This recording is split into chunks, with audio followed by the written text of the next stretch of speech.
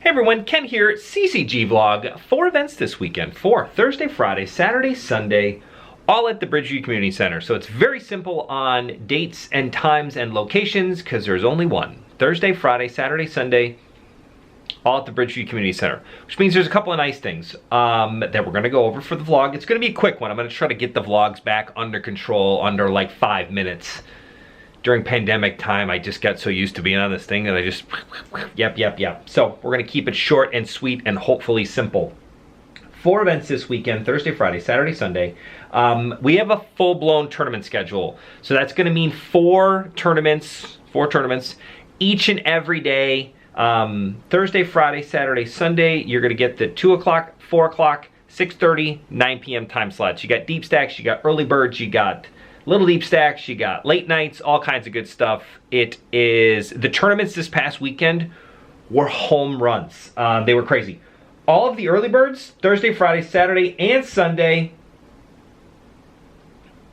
banged out 50 to 70 entrants in all of the early birds. I think Sunday's early bird was the biggest with like 71 players. It's bananas, that's awesome. Very cool, definitely something you guys should come and check out. The early bird is a great tournament to play in. It's $20, $5 add-on. They do a break add-on. It's the only time we really do a break add-on in any of our tournaments. It's great. So for the price, you really can't beat it. It's super fun. Besides that, the tweener has been a home run lately. The tweener's been getting like 4 tables, 30 to 40 players. So it's nuts. We are back up to 8 person tables for all tournaments, which means if any of the tournaments, such as the deep stack tournaments, which have also been very busy, all of the tournaments have been great.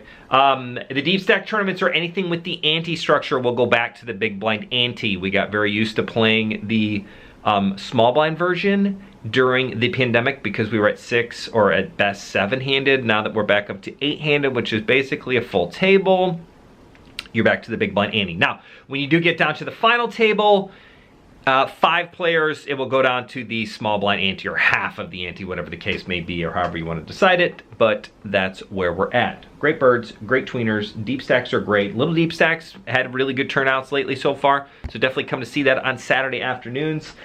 Sunday, you're doing the big one of the weekend. It's a 250 big bounty, so if you're a big tournament player, Sunday at noon is the time to come in. You got 2 hours of late registration for that one. Typically gets on a slow day, 30 players, busy day up to 50. I would imagine, being that we're at Bridgeview this weekend, it normally averages around 40 players for the big bounty deep stack. $250 buy-in, $50 bounties for each player, 30 cane chips with the $10 add-on, 20-minute levels the whole way through. I know there was some conjecture on whether it was longer than that, but it is 20-minute levels, just like the deep stack.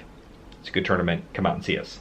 RFID table will be out this weekend. I know we've mentioned a few times, we just haven't been able to get it out there. It was in the shop for a little bit. But we should be back, and being that we're at the Bridgeview Community Center for a full 4 days, I'm gonna bring it on Thursday and try to use it each and every day. So if you're excited to come out and play a final table on that TV table, come and check us out. That's really it. Besides, the early bird is kind of the featured tournament for Thursday and Friday. Deep stacks on Saturday, and Sunday is the $250 big bounty. We also introduced a new tournament this past Sunday, the $20 Action Jackson. If any of you remember the early bird tournaments of the old days, like I'm talking 2007 early birds when poker was in its biggest heyday, boom, like crazy town, moneymaker type effect, the early birds used to get, I kid you not, 15 tables of 10, and people were just ripping rebuys left and right. It was bananas. It was so much fun. We wanted to give you, and again, that structure was $20. There was no add-on, no break add-on. It was just a $20 tournament. You got 3 can chips, 12-minute levels. It was poker at its finest, craziest moments.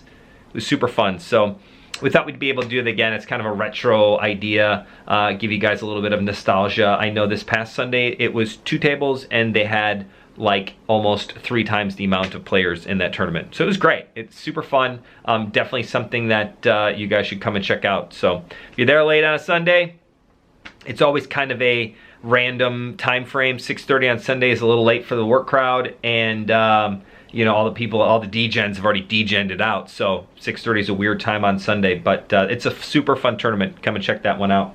Cash game players.